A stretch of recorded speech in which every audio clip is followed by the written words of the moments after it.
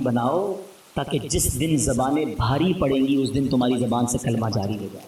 موت کے وقت زبان بھاری ہو جاتی ہے، مگر ہم کئی ہفتے ہو گئے کلمہ نہیں پڑھا ہیں. کتنی تسبیحاں پڑھی کلمے کی؟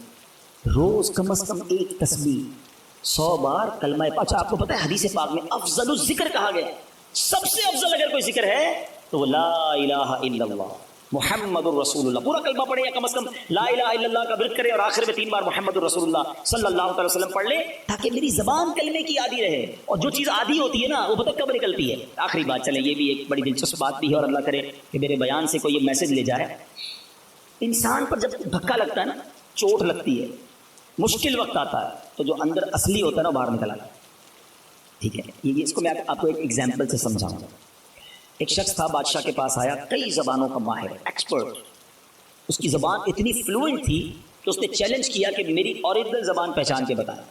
عربی بھی تو انگلش بھی تو اردو بھی تو فرینچ بھی، جس زبان میں بات کرے اس زبان میں وہ جواب دے، بڑی فلوئنٹ جواب دے. کوئی نہیں پہچان سکا. ایک شخص آیا کہتا بادشاہ سلامت مجھے تھوڑا ٹائم دے میں اس کو پہچان دوں. کہا کیسے؟ کہا مجھے اس کے ساتھ ہی رکھ دیں اپنے محل میں. ان دونوں کو ایک ہی کمرہ دے دیا. صبح ہوئی تو بندہ کمرے سے باہر نکلا، جب سیڑھیوں پہ آیا تو پیچھے سے اسے دھکا دے دیا، لڑکھڑاتا ہوا نیچے گرا اور اب اس کو برا بھلا کہنا شروع کر دیا، گالیاں نکالنا شروع کر دی. کہا بادشاہ سلامت جس زبان میں گالیاں دے رہے ہیں یہ اس کی اصل زبان. جب بندے کو جھٹکا لگتا ہے نا تو اس کا اصل باہر آتا ہے. اس کو اور آسان سمجھا دیتا ہوں. کوئی سالن لے کر پیالہ لے کر ہمارے قریب سے گزرے، اس کو ٹھوکر لگے گی تو برتن سے کیا نکلے گا؟ سالن گرے گا نا. اور اگر کوئی پانی کا پیالہ لے کے جا رہا ہے اس کو ٹھوکر لگیں گے تو کیا کرے گا؟ تو جو ٹھوکر لگتی ہے نا، جو اندر ہوتا ہے نا وہی باہر نکلتا ہے. اب مثال دیتا ہوں، آپ موٹر سائیکل پہ جا رہے ہیں، گاڑی پہ جا رہے ہیں، اچانک بریک لگا، ایکسیڈنٹ ہونے سے بچے آپ، کیا نکلا زبان سے؟ کچھ لوگوں کی زبان سے اس وقت گالی نکلتی ہے اور کچھ لوگوں کی زبان سے ماشاءاللہ اس وقت یا رسول اللہ نکلتا ہے، لا الہ الا اللہ نکلتا ہے، یا غوث اعظم نکلتا ہے. کیوں؟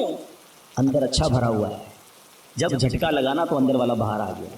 اور ہم نے دیکھا ہے اس وقت کئی ایسے لوگ ہوتے ہیں جن کی زبان سے اس وقت بھی گالی نکلتی ہے، بری بات نکلتی ہے، ارے تیری تو. کیوں؟ اندر گندا بھرا ہوا ہے. اپنے برتن کو صاف رکھنا، موت کے وقت ایک جھٹکا لگنا ہے، اور جب جھٹکا لگے نا تو میری زبان کلمہ پڑھ لے، میری زبان میرے آقا کا نام لے لے، میری زبان درود پاک پڑھ لے. اندر اچھا ہونا چاہیے. بری محفلیں چھوڑ دو، برے دوست چھوڑ دو، ورنہ یہ گندگی بھر جائے گی دل میں. اور روزانہ کم از کم 100 بار نیت کرو کہ کلمہ پاک پڑھیں گے انشاءاللہ. ہاں ابھی کلمے پڑھتے رہو تاکہ مشکل وقت جب آئے، جب سکرات کے وقت زبان بھاری ہو جائے تو میری زبان کلمہ پڑھنے والی بن جائے. تو انشاءاللہ کلمے کے عادی بن جاؤ اور ایسے دوستوں سے بچو، ایسی محفلوں سے بچو جہاں کفریہ باتیں کی جاتی ہیں. میرے رضا نے تو 100 سال پہلے کہہ دیا تھا کہ سونا جنگل، رات اندھیری، چھائی بدلی کالی ہے، سونے والو جاگتے رہیو، چوروں کی رکھوالی ہے. اور چور بھی کیسا ہے شیطان؟ آنکھ سے کاجل صاف چرا لے، یا وہ چور بلا کے ہیں، تیری گٹھڑی تاکی ہے اور تو نے نیند نکالی. تیرا ایمان چھیننے آیا ہے اور تو سو رہا ہے، تجھے فکر ہی نہیں. بہرحال الحمدللہ دعوت اسلامی کے اس پیارے ماحول میں ہمیں ایسی سوچ دی جاتی ہے کہ ہم اپنے اعمال کی حفاظت کی فکر کریں، اپنے ایمان کی حفاظت کی فکر کریں. پہلے تو نیکیاں کرنی ہیں اور ضرور کرنی ہیں، مگر پھر اس کو بچانا ہے، اس کی سیکیورٹی کی فکر کرنی ہے. اور میں نے آج چند باتیں بتائیں. میں آخر میں ایک بک سجیسٹ کرنا چاہوں گا. ایک کتاب ہے جس کتاب سے میں نے آج بیان کیا، یہ بھی مکتبۃ المدینہ کی مہربانی ہے، دعوت اسلامی کی یقین کریں مہربانی ہے. اگر میں آپ کو کہوں یار حدیثیں جمع کرو اور ڈھونڈو اس میں کون کون سی چیزیں جو اعمال برباد کریں گی، ہم کہاں سے ڈھونڈیں گے؟ اللہ کی رحمت سے دعوت اسلامی والوں نے ایک پوری کتاب بنا دی ہے. ساری وہ حدیثیں اور قرآن کی آیتیں جمع کر دیں کہ جس میں نبی پاک نے اور اللہ کے پیارے کلام نے ہمیں بتایا کہ یہ وہ عمل ہے جو تمہاری نیکیاں برباد کر دیں گے. وہ کتاب لیں، اس کو پڑھیں. تو بہرحال آج انشاءاللہ یہ آپ نے اور میں نے عزم کر کے جانا ہے، اب شیطان کو نیکیاں نہیں برباد کرنے دیں گے. ایسے کیسے برباد کر دے؟ تو اتنی مشکل سے نیکی کماؤ اور میری برباد کر دے ایک جھٹکے کے اندر. آپ کے پیسے کو چھین لے کتنا برا لگتا ہے کہ یار میں آج سارا دن محنت کر کے اپنے بچوں کے لیے پیسے کما کے آؤں اور رات کو آؤں اور اپنے پیسوں کو آگ لگا دوں. کوئی نہیں کرنے دے گا. یہ ہم حسد کر کے نیکیوں کو آگ لگا دیتے ہیں. تو انشاءاللہ آج کے بعد اپنی نیکیوں کی حفاظت کریں گے اور نیکیاں بڑھانے اور نیکیوں کی حفاظت کرنے کے لیے اللہ کی رحمت سے دعوت اسلامی کا ماحول آپ کے سامنے ہے. اس ماحول سے وابستہ رہیں، دعوت اسلامی کے اجتماعات میں آتے رہیں، مدنی چینل دیکھتے رہیں. اس طرح کے مزید بیانات سنتے رہیں گے تو انشاءاللہ آپ کو سیکھنے کو ملتا رہے گا انشاءاللہ عز و جل. اور مدنی قافلوں میں بھی سفر کریں. اللہ کریم ہم سب کا جمع ہونا اپنی بارگاہ میں قبول فرما. الحمدللہ رب العالمین والصلاة والسلام علی سید المرسلین. اما بعد فاعوذ باللہ من الشیطان الرجیم. بسم اللہ الرحمن الرحیم. پڑھیے الصلاۃ والسلام علیک یا رسول اللہ وعلی آلک واصحابک یا حبیب اللہ. الصلاۃ والسلام علیک یا نبی اللہ وعلی آلک واصحابک یا نور اللہ. فرمانے آخری نبی رسول ہاشمی صلی اللہ تعالی علیہ وسلم جسے کوئی اہم حاجت درپیش ہو وہ مجھ پر کثرت سے درود شریف پڑھے، کیونکہ درود پاک دکھ درد اور مصیبتوں کو دور کرتا اور رزق میں اضافہ کرتا ہے.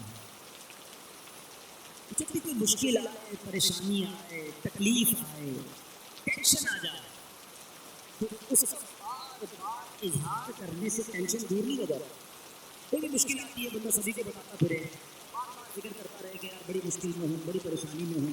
شاعر کہتے ہیں نا کہ دکھوں نے تم کو جو گھیرا ہو تو درود پڑھو، دکھوں نے تم کو جو گھیرا ہو تو درود پڑھو، جو حاضری کی تمنا ہو تو درود پڑھو. تو جب ٹینشن دور کرنے کا، مشکل دور کرنے کا، پریشانی دور کرنے کا وظیفہ مل گیا، چابی مل گئی ہے، تو پھر فضول باتیں کرنے کی بجائے ہمیں درود پاک کی کثرت کرنی چاہیے. صلو علی الحبیب صلی اللہ تعالی علی محمد صلی اللہ علیہ وسلم. آج میں آپ کو اللہ کے ایک نبی کا واقعہ سنانا چاہتا ہوں. یہ واقعہ قرآن مجید میں بہت تفصیل کے ساتھ موجود ہے، اور یہ واقعہ ایسا ہے کہ میں ان نبی علیہ السلام کے عمل کا نام لوں تو نبی علیہ السلام کا نام آپ کے ذہن میں خود ہی آ جائے گا. یعنی انہوں نے وہ عمل ایسا کیا کہ اب ان کے نام کے ساتھ وہ عمل ایک خاص ٹیگ بن گیا. اور اگر میں عمل بتاتا ہوں، نام آپ خود بتائیں گے. اور ان کا عمل تھا کہ ان کے اندر کمال صبر تھا. اب یہ صبر کرنے والے نبی کون ہیں؟ صبر ایوب علیہ السلام. مشہور ہے دنیا میں کہ ایوب علیہ السلام کا جو صبر ہے وہ ضرب المثل بن گیا، وہ ایگزامپل بن گیا. صبر تو بہت سارے لوگوں نے دنیا میں کیا، مصیبتیں تو بہت سارے اللہ والوں پر آئیں، مگر حضرت ایوب علیہ السلام کو اس قدر کمال کا صبر جو ان کا تھا، تو کیا واقعہ. تو آج مشکلیں ہیں، پریشانیاں ہیں، ٹینشن ہیں. لوگ جب پریشان ہوتے ہیں تو صبر کا دامن تھامنے کی بجائے نارملی بے صبری، شکوے اور شکایات کی طرف جاتے ہیں. تو زندگی میں جب بھی کوئی معاملہ ہے نا، ہمیں اللہ کے کلام کی طرف رجوع کرنا چاہیے، اللہ والوں کی سیرت کی طرف رجوع کرنا چاہیے. اور رب کریم کے جو منتخب ترین بندے ہیں، دنیا کے افضل ترین جو افراد ہیں، وہ انبیاء کرام علیہ السلام ہیں.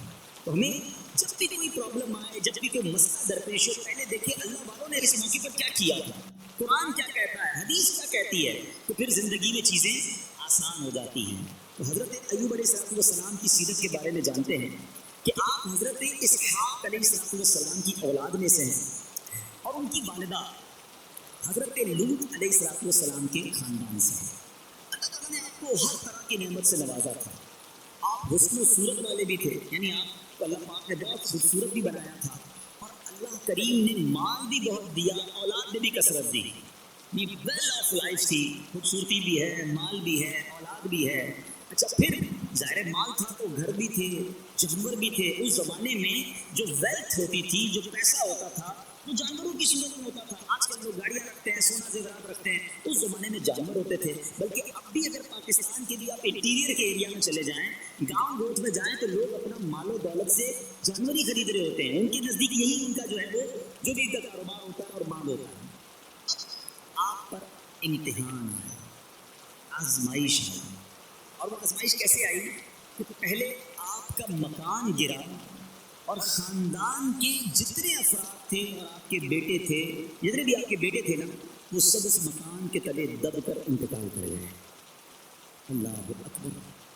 آپ کو آ کر خبر دی جاتی گئی کہ حضور آپ کا مکان گر گیا ہے، آپ کے بچے دب گئے اور دب کر ان کا انتقال ہو گیا ہے. آپ فرماتے تھے میرا کیا ہے، جس کا تھا اس نے لے لیا، جب تک اس نے مجھے دے رکھا تھا وہ میرے پاس تھا، جب اس نے چاہا اس نے واپس لے لیا، اسی نے دیا تھا نا۔ تھوڑی دیر بعد خبر آئی کہ آپ کے جتنے جانور تھے، ہزارہا اونٹ تھے، بکریاں تھیں، ریوڑ کے ریوڑ تھے، سارے جانور جو ہیں وہ مر گئے۔ اس نے آ کر کہا کہ اب آپ کی جتنی دولت تھی، جتنے جانور تھے، وہ بھی مر گئے۔ سبحان اللہ، آپ اللہ کا شکر بجا لاتے، کہتے یا اللہ جو رب کا تھا اس نے واپس لے لیا، اسی کا تھا، جتنی دیر چاہا میرے پاس رہا، واپس لے لیا اس نے۔ میں اپنے رب کی رضا پر راضی، میں اس امتحان پر راضی ہوں۔ اللہ اکبر۔ اب کیا ہوا کہ آپ کی تمام کھیتیاں اور جو باغات تھے، بہت بڑی زمینیں تھیں، بڑے بڑے کھیت تھے، وہ بھی سارے کے سارے برباد ہو گئے۔ کسی نے آ کر بتایا کہ حضور اب تو کھیت بھی گئے، اب باغات بھی گئے۔ آپ نے فرمایا جس کا تھا اس نے لے لیا، میں اس کی رضا پر راضی ہوں۔ جب تک میرے پاس تھا وہ میرے پاس تھا، رب نے واپس لینا چاہا تو اس نے لے لیا۔ اب he was empty handed، یعنی اب کچھ بھی نہیں تھا، نہ بچے ہیں، نہ مال ہے، نہ جانور ہے، نہ مکان ہے۔ مگر حضرت ایوب علیہ السلام کی زبان پر پھر بھی شکر ہے، اب بھی شکر ہے، شکوہ نہیں ہے کہ اللہ میں تیری رضا پر راضی ہوں۔ لیکن ابھی امتحان ختم نہ ہوا تھا، اور اس امتحان کے پیچھے بعض مفسرین نے ایک اور قول بھی نقل کیا کہ شیطان نے حضرت ایوب علیہ السلام کو دیکھ کر اللہ کی بارگاہ میں کہا کہ مولا یہ تیرا بندہ اس لیے تیرا شکر گزار ہے کہ تو نے اسے بڑا نوازا ہے، بڑا مال دیا ہے، اولاد دی ہے، گھر دیا ہے۔ اب رب کریم نے حضرت ایوب پر امتحان بھیجا تاکہ پتہ چلے کہ میرے نیک بندے امتحان کے بعد بھی صبر کرتے ہیں۔ لیکن اب سب چلا گیا نا، تو شیطان نے کہا کہ ابھی جان تو باقی ہے نا، صحت تو باقی ہے۔ اللہ اکبر، مزید آزمائش آئی، اور یہ ہوا کہ آپ کو بیمار کر دیا گیا، مبارک جسم پر بڑے بڑے آبلے پڑ گئے، پھوڑے جس کو کہتے ہیں وہ پڑ گئے۔ اس حال میں آپ کے سارے دوست بھی آپ کو چھوڑ کے چلے گئے۔ آج کل ویسے بھی حال ایسا ہی ہے جناب، جب تک پیسہ ہے، شہرت ہے، آپ کے پاس کوئی مال ہے تو آس پاس بہت سارے لوگ ہوتے ہیں، مگر جب یہ سب چیزیں چلی جائیں نا تو بعض اوقات ایسی کنڈیشن میں اپنے اور پرائیوں کی جانچ بھی ہو جاتی ہے کہ اب کون کھڑا ہے۔ دوستی مال کے لیے تھی، دوستی شہرت کے لیے تھی، دوستی منصب کے لیے تھی، یا کسی کی ذات سے واقعی خالص دوستی تھی۔ کیا ہوا کہ سارے رشتہ دار، سارے دوست بھی دور چلے گئے، سوائے آپ کی فرما بردار زوجہ تھی جن کا نام تھا رحمت بن افراہیم، اور یہ حضرت یوسف علیہ السلام کی پوتی بھی تھی، اللہ کے نبی کی آل سے تھی، وہ آپ کی خدمت کرتی رہی۔ جسم پر پھوڑے ہیں، آبلے ہیں، ایک بیوی ہے، نہ پیسہ ہے، نہ مال ہے، نہ بچے ہیں، واٹ ایور جو تھا سب ختم، مگر زبان ہے کہ اس پر پھر بھی اللہ کا ذکر جاری ہے، پھر بھی شکر جاری ہے، پھر بھی صبر ہے۔ بات کرنا آسان ہے جناب، مشکل آئے اور صبر کرے بندہ، اصل امتحان یہ ہے۔ زبان پر شکوے رنج و علم لایا نہیں کرتے، زبان پر شکوے رنج و علم لایا نہیں کرتے، نبی کے نام لیوا غم سے گھبرایا نہیں کرتے۔ ہم میں سے کسی کو ایسی آزمائش نہیں آئی نا، چھوٹی موٹی آزمائشیں تو آتی رہیں گی۔ ایک بات یاد رکھنا کہ زندگی کی جو گاڑی ہے نا، یہ مسائل کے پہیوں پر ہی چلتی ہے۔ ہمیں بعض اوقات کسی کی گاڑی، کسی کا مکان، کسی کا خوبصورت چہرہ، کسی کی مسکراہٹ دیکھ کر لگتا ہے یہ تو دنیا کا سب سے سخی آدمی ہے، ایسا نہیں۔ یہ نہ سمجھے کہ سارا جہاں جناب سخی ہے اور میں اکیلا دکھی ہوں، ایسا نہیں ہوتا، بلکہ اس جہاں میں تقریباً ہر بندہ ایسا ہوتا ہے جس کے ساتھ کوئی نہ کوئی دکھ لگا ہوا ہوتا ہے، کوئی نہ کوئی پریشانی ہے، کسی کو مال کی پریشانی، کسی کو روزگار کی پریشانی، کسی کو بیماری لگی ہے، کسی کو اور ٹینشن ہے۔ تو یہ کبھی بھی نہ سوچے کہ میں زندگی گزاروں گا اور کوئی ٹینشن نہیں آئے گی۔ تیار رہو امتحان کے لیے، امتحان ضرور آنا۔ اب کمال یہ ہے کہ اس امتحان میں پاس کون ہوتا ہے۔ حضرت ابراہیم پر امتحان آیا، زبان پر صبر ہے، شکر ہے، شکوہ نہیں ہے۔ اب کیا ہوا؟ آپ کا سال ہر سال تک یہ محال رہا، یہ 2-4 مہینے کا پرابلم نہیں تھا، کئی سال تک آپ بیمار رہے۔ آپ کی زوجہ جو ہے وہ خدمت کرتی رہی۔ اچھا یہاں ایک غلط فہمی دور کر دوں کہ کچھ لوگ یہ کہتے ہیں، یہ کتابوں میں پتہ نہیں کچھ کتابوں میں لکھ دیا گیا کہ حضرت ایوب علیہ السلام کو معاذ اللہ توڑ کی بیماری ہو گئی تھی، ایسا بالکل نہیں۔